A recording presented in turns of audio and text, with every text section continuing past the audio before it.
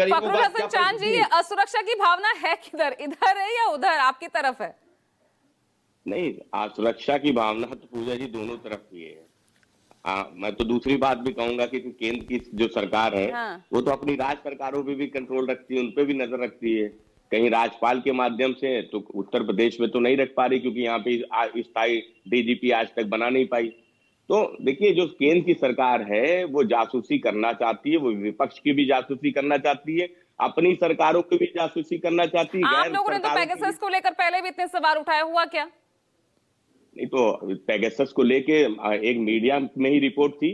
वो हमारे नेता आदरणीय अखिलेश यादव जी का भी उसमें नाम था कि उनके भी फोन में पेगासस को डालने का प्रयास किया गया। तो हम तो आप कहाँ गया लोग वो जो मुद्दा? मीडिया के हो गया ना हवा हवाई?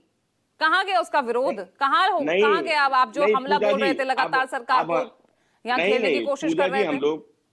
हम लोग अब इस बात का ध्यान रखते हैं कि फोन पे कितनी बात करनी है, कितना अच्छा। कहना है, कितना सुनना है, कितनी बात करनी है। और मैं समझता हूँ जितनी भी राजनीतिक पार्टियां हैं, जितनी भी राजनीतिक दलों के नेता हैं या शीर्ष नेता हैं या अधिकारी हैं, सब जानते हैं कि फोन पे कितनी बात करनी है, फोन को पास रख के कितनी बात करनी है, हम ये भी जानते हैं। और सवाल इस बात का है पूजा जी की निजता में, अगर हम आप दोनों आसपास भी बैठे हैं तो मैं तो अपने फोन में ग्लास लगाया हूं कि हमारे बगल में बैठा व्यक्ति हमारे मैसेज ना देख पाए, हम्म। मेरे फोन में किसकी कॉल आ रही है वो ना देख पाए। लेकिन आप सब देखना चाहती है, सरकार को सब देखना है।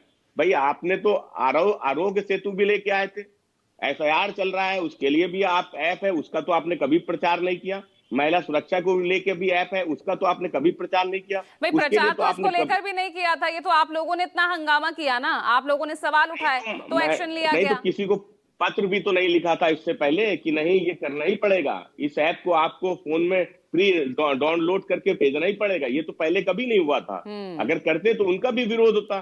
तो सवाल इस बात का, ये जो हमारे भाजपा के मित्र कह रहे थे कि स्वैच्छिक है, ये बातें तो आपने तब कही जब विपक्ष ने इस मुद्दे को उठाया और लगातार हम लड़े, तो आपने अपने पैर को पीछे कदम को खींचा। हम्म। अब आप कह रहे हैं कि ऑप्शनल है, तो ठीक है, ये हमारे विपक्ष की जीत है। हमें उम्मीद है कि धीरे धीरे एक आध दिन में आप कहेंगे कि नहीं, हमने जो फोन कंपनी को भी पत्र लिखा था उस पत्र को भी हमने वापस ले लिया है, वो भी ऑप्शनल था कि नहीं, नया कंपनियां माने नोटिफिकेशन तो हमारे। जारी करना पड़ेगा ना। अगर यहाँ पर ज्योतिरादित्य सिंधिया अगर कह रहे हैं स्वैच्छिक है, तो फिर नया नोटिफिकेशन आएगा ना विजय शर्मा जी?